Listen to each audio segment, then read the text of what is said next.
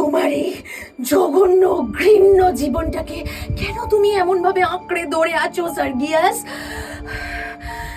জীবনে তো আজ পর্যন্ত কারোর ভালো করলে না,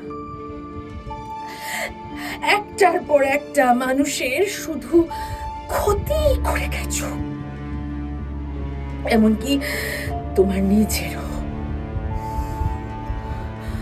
যাই হোক, তবু ভগবান তোমার জন্য যেটুকু সময় বাকি রেখেছেন সেটা আমি কোনোভাবেই কেড়ে নিতে চাই না। এই অভিশপ্ত বাড়িতে ঢোকার পর থেকে অনেক কষ্ট সহ্য করেছি, আর পারছি না, আর পারছি না। এবার আমাকে সব কথা বলতে হবে, নইলে আর সময় পাবো না।